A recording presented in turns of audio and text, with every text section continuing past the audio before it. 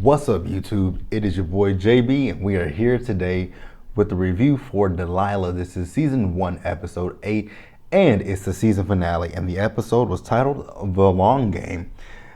Great episode, really good episode. So before we actually get into this episode review, I wish these people would sit the hell down. Before we get into the episode review, if you guys are not already subscribed to the channel, what are you guys waiting for? Hit that subscribe button and hit that notification bell button so you guys are aware of when I drop any videos. And let's go ahead and get into the review, shall we? All right, you guys. So you remember the last episode we left off with Delilah asking Leah if she had anything to do with Gary Shay's murder. So in a nutshell, she didn't have anything to do with it. But Leah says that she did reach out to Gary Shay after she first came to Delilah, and Delilah turned her down. And she says that, Gary told her that he would think about it. So Leah's saying that she started to blame herself at this point. And then she tells Delilah that, she wants this done and she wants to settle. And I was just sitting there thinking the whole time, I'm like, I've been saying this all season long. There's something not quite right when it comes to Leah. Like Leah leaves out, important tidbits about things. And Leah is just not someone that is trustworthy. So then we see it goes a week into the future. So Leah's back at the office. So they're getting ready to do the deposition with Tamra and Fred. So Tamra shows up, and Delilah tells Tamra to come into her office so they can have a conversation. So Delilah is asking Tamra about.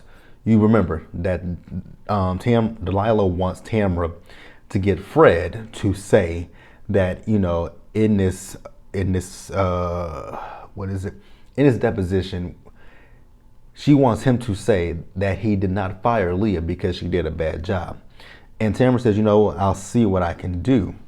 So then Fred comes in, and Fred is a little bougie because he was like, is that your conference room? She's like, and Harper's like, yes, that's it. He's like, it's nice. So yeah. But yeah, like I said, Tamara says she'll try. Let's move on, you guys. All right, so we see Gordon and Little Mama. So Gordon has finally moved Little Mama into his apartment, and he's telling her about Maya's audition with the conservatory. So Little Mama's like, okay, well, how about I come and support? And Gordon was like, yeah, that might not be a good idea for you to come and show support. So Little Mama is thinking, is this going to be uncomfortable for Delilah? And Gordon is like, it's not Delilah that's going to be uncomfortable for, it's Maya. So now Little Mama knows that it's Delilah and Maya that both have an issue with you. So then we move back over to Delilah and Tamara with the mediator. So the mediator comes in, she's giving them a rundown of everything. And she, so then we see her at one point, she goes into Delilah's office, and she has the rough draft of what they'll be signing. And Delilah is reading, and she's like, we're not signing this. And the mediator is like, why not? She says, because in this, it doesn't have what I want in it. And Leah was like, well, can I see it? And Delilah said, no. So she's not signing it. So then we see Nate. So Nate is with Delilah. He and Delilah's dad. So at this point, Nate, their dad, and another person that works at the VA hospital, at the VA clinic where he is, they're waiting for Christine to come. Her no good ass. So what they were going to do was they were going to go over some assisted living places that Nate would be going to, or could go to, so to speak. And Nate was like, she should be here because, oh God, I just, okay, no, I didn't. He says she should be there because Dion is going to be visiting, so it would behoove her to be here. So then Nate's dad is like, well, he told her, like, can we have a few minutes alone with each other? So they talk, and he says, Francis and I'm assuming this is their stepmother. He said, Francis and I had talked, and we want you to come and live with us. You and Dion to come live with us.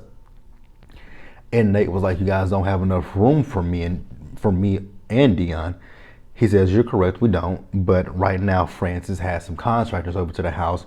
We're going to take the garage and we're just going to make it into like this own little condo, so to speak. And you have your own kitchen and everything in there. So it looks like Nate is going to agree to stay with their dad. Ooh, how is Delilah going to feel about this one? Yeah, I know how she feels. But let's move on. All right, you guys. So you remember, I was just telling you guys not too long ago that Delilah told the mediator to tell Tamra and Fred they're not signing, right? So the mediator went back to Tamra and Fred. And she was like, she's bound by whatever rules the mediator has.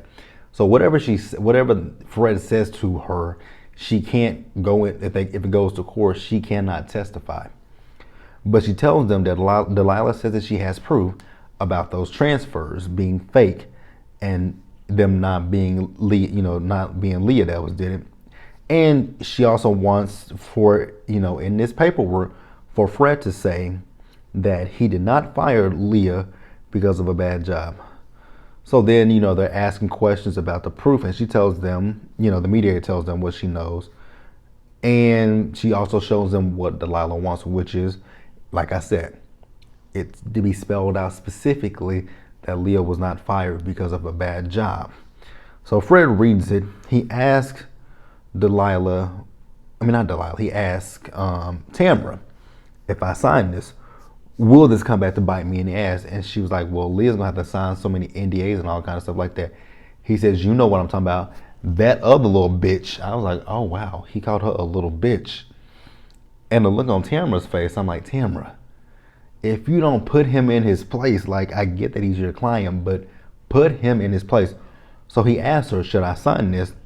And Tamra says, no, you shouldn't sign it. So then we see Tamra, Delilah, and the rest, they're all signing the paperwork. So it's awkward at this point. And once the mediator leaves, Leah wants to know when she's going to get her paper, her check. They said when we get the long paper, whatever it's called, the paper that they were talking about, she has to sign. Once they get that, they'll be able to talk about her settlement check. So she leaves, Fred leaves, and it's just at this point, Demetra says, you know what, I'm going to my office. If you need me, call me. So she goes to her office. So it's just Tamra and it's Tamra and Delilah. So Delilah has this stank ass look on her face. And Tamra was like, Delilah, you know that I had to do that. Like, that's my client. Like, what kind of lawyer would I be if I told him to do that, knowing he shouldn't? That would leave me open for a malpractice suit. And Delilah's like, yeah, I heard you the first time, Tim. I'm like, malpractice. Did you not hear what she said? Malpractice. Meaning, if she's going to go to court, she could potentially she could be disbarred, all because you wanted her to lie to Fred. Yeah, Delilah, I'm kind of looking at you sideways at this point. But let's move on, you guys. All right, you guys. So Casey is back home. He's cooked dinner for Tamra. So Tamra is telling him, he says he hasn't gone to work the next day. But she says, we have to go check out that venue that Wynn got, check out the venue. And Wynn was able to get them in. He says, we need to talk about Wynn. And she's like, okay, what is it? So he tells her about the reparations tax that Wynn and Wynn Sr. both signed that paper saying that they don't want to pay the reparations tax. So he was going to go get the paperwork for her to see. She says, come back, sit down, let's have a conversation. So I don't know what the timeline is at this point, but they haven't talked about Raleigh since he got back. So she asks him about Raleigh, and he tells her he needs a pass. And I'm like, you need a pass for what? Like, a pass? Explain, Casey. Like, go deeper. Why do you need a pass? What do you need a pass for? Like, I'm thinking like Tamara at this point. Like, what do you need a pass for? Like, we're too old for that kind of shit. Like, a pass? Are you asking me for a pass to cheat? Are you asking me for a pass to, what are you asking me for a pass for? What's the pass for? So she says, tell me, why were you there all day and into the night? Like, why were you there? He says, I can't tell you just yet. And she was like, well, I'm not jumping the broom until you tell me who or what was in Riley. Like, I need to know those answers. I hope she gets them. So then we see Demetria. So Demetria comes to Delilah later in the episode. And you guys remember in the last episode, she was trying to get an email about who ordered those missiles. And so with this, we have information about who ordered the missiles. So it was Gary Shea. So Delilah's like, so we're back at square one again. And Demetrius was like, not necessarily. Look at the email deeper. There's a phone number on there. So it's an internet number. So Delilah's like, Demetrius said she was going to call it. But at this point, Delilah's already dialing a number. So when she dials the number, it's disconnected. So once again, we're back at square one. Square one. But let's pause here and move forward. All right, you guys. So next we see Tamara, we see Wynn, and we see Casey. So they're all walking through the venue. So Tamara tells, Casey, like, can I speak to Wynn alone? And in a good enough time, because his phone rang, so he had to take the phone call. So Tamara is questioning Wynn about the reparations tax. And she's questioning him, first of all, she told him, I'm not your reparations. He says, you're not. I'm like, yes, she is. When,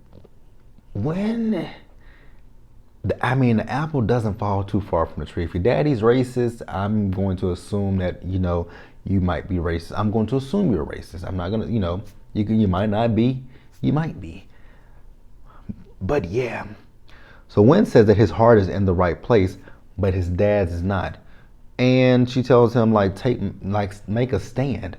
Like, you're on the white side, come on the right side, or else she's out. So he tells her, what, it's going to take some time, but we can do this. And now that you're a partner, we can work on scooting Wynn Sr. out. And she was like, how long will that take? He says, maybe a year, 2 years, etc. I was like, oh, no, Tamara. Like, not at all. Like, really? I wouldn't do that. Like, and I even tweeted this, like, are you making a deal with the race? Like, are you making a deal with the racist? I just don't trust Wynn as far as I can throw him. You feel what I'm saying? So then we see Delilah. So earlier, earlier in the episode, she was talking to, before, when they were talking about the phone, the internet, when they called that phone number, she told Demetria that she needed her to go to the VA hospital with Nate, with this divorce with Christine, because she can't represent him for obvious reasons. So this is where Delilah finds out that Nate is going to be staying with their dad since he and Christine are selling the house. So Delilah once again is upset and in her feelings. So at this point, we get a little bit deeper about what the issue is with Delilah and her father. So Delilah's father cheated on her mother, and he left her mother. And when he left her, she drank herself and hit herself into a stroke, and she died in front of Delilah. So after the mother passed away, the father sent Delilah and Nate to go stay with their aunt. And he never sent them Christmas gifts. He never sent them birthday gifts. He didn't even see them. And he didn't even see her kids. I'm like, wow. You would think that when you found out your daughter had kids that you would try to right your wrongs, but he didn't. So then as they're leaving, Harper calls them and she tells them that she found out that the number the number they called, it's associated to an internet provider in Belize. And she says, they don't know who the last person was to have it, but it's an internet provider. She also tells her that some lady, I forgot what the woman's name was, that she called asking for a reference for what's his name? Mason. We'll get into that a little bit later. So then, Delilah tells Harper she needs her to draft a motion to copy Osborne's email servers. Yeah, let's pause here and move forward.